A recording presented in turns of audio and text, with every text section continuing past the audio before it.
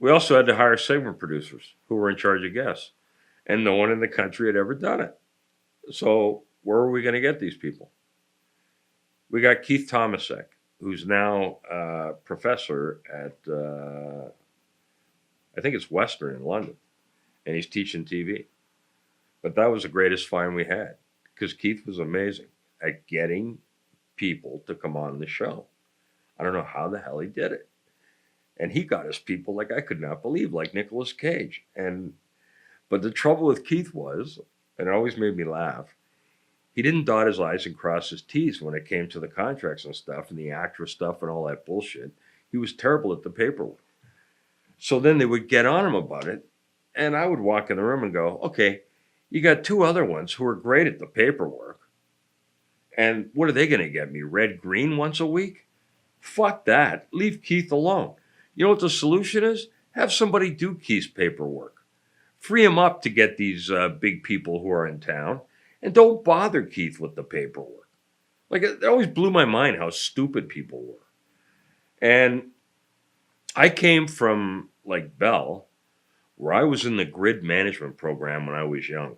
And the grid management program is tear you down, and if you make it, build you back up.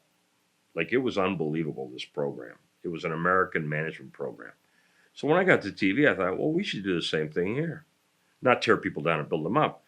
But I like the kind of management I was raised on, and I want to see the same thing happen in TV. Well, when I brought that up, because my response to people was, if you fire somebody at the end of the season who works here and they're surprised, you should be the one who's fired.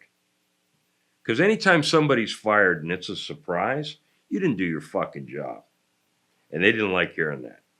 The production company I worked with, who shall remain nameless, biggest assholes I ever met, they didn't like hearing that shit.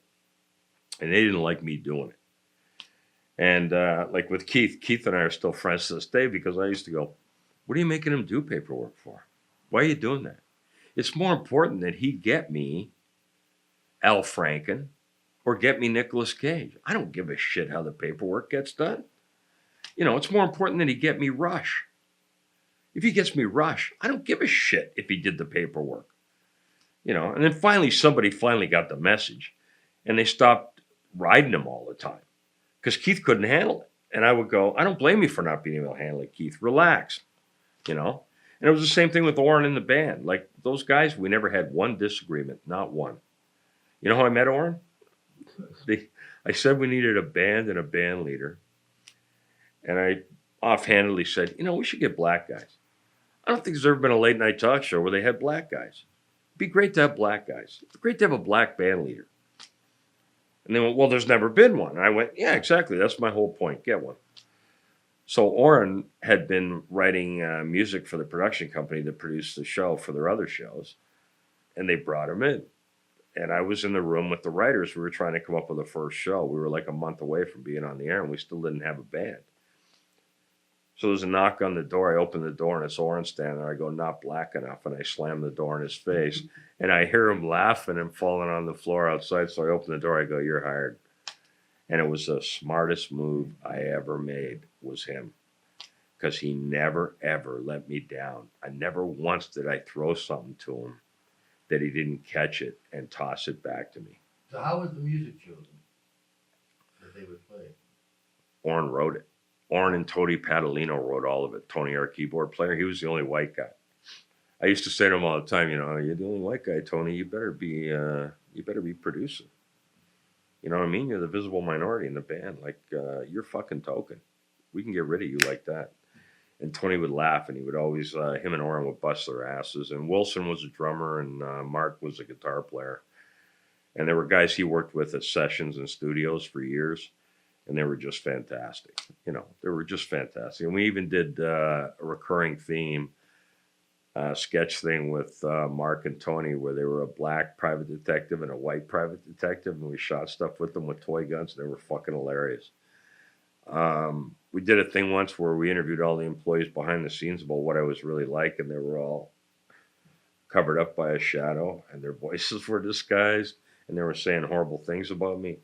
But when it was Tony kept going like this for a cigarette, and his face would come right into the camera, and it was funny as hell. People loved it. So we would do that with Tony. We would always make out like Tony was the guy whose job was at risk all the time, and he loved that shit.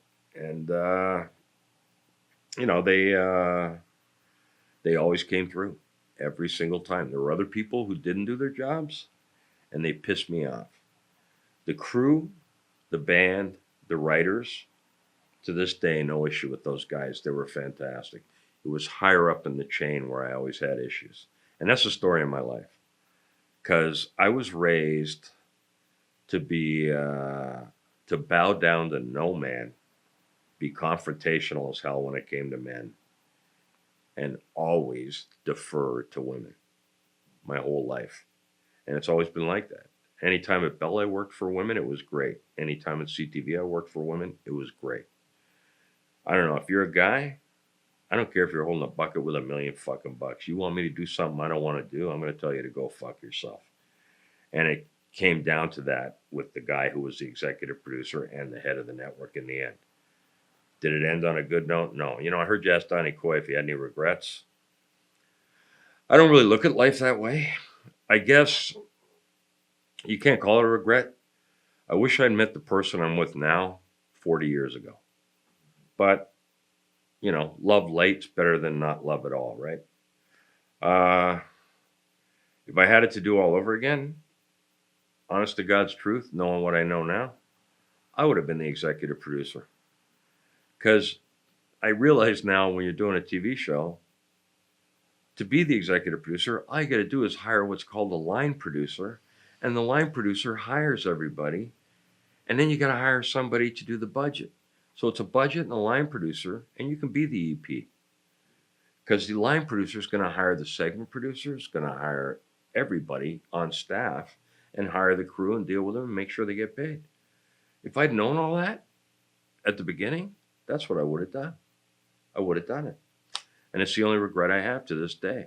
And the fact that I didn't give myself an executive producer credit, so I didn't have to deal with that fucking union actor. If I had been executive producer, I could have opted out of the union.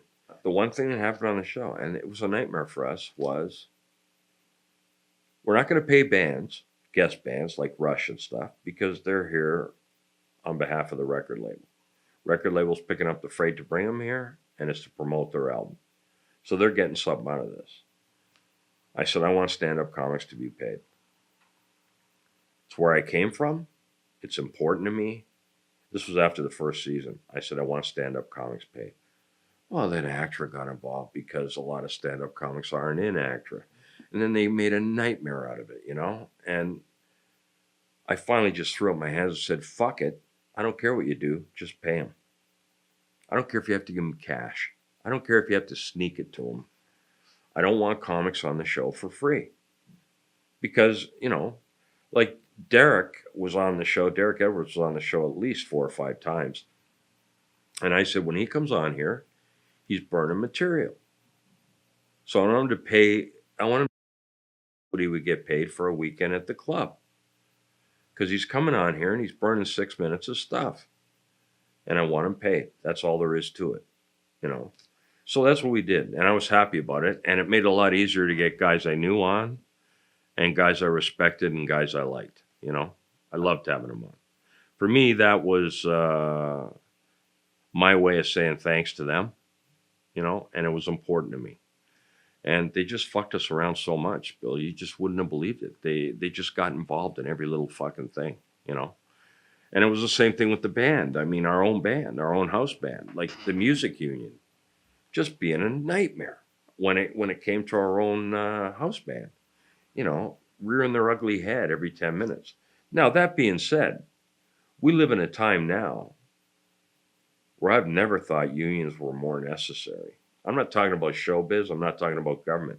I'm talking about people in regular everyday jobs working for corporations now that seriously do not give a shit about people. There's too many of them out there. And I've always said that you can't have strong management without a strong union. Because if you don't have a strong union, what you get is bullying management. Thugs in suits. And that's the way of the world now. Thugs in suits. Who, you know, I said last week to somebody on Twitter, I remember a time when you got rewarded for bending the rules. Now you get rewarded for breaking them. And there's a huge fucking difference, you know? Like my life from here on out is going to be about anytime I get an opportunity to speak up about an injustice, I'm doing it. And I don't care where it is, and I don't care who it is. And I don't care what it costs me because I'm basically starting over again anyway, so I don't care, you know?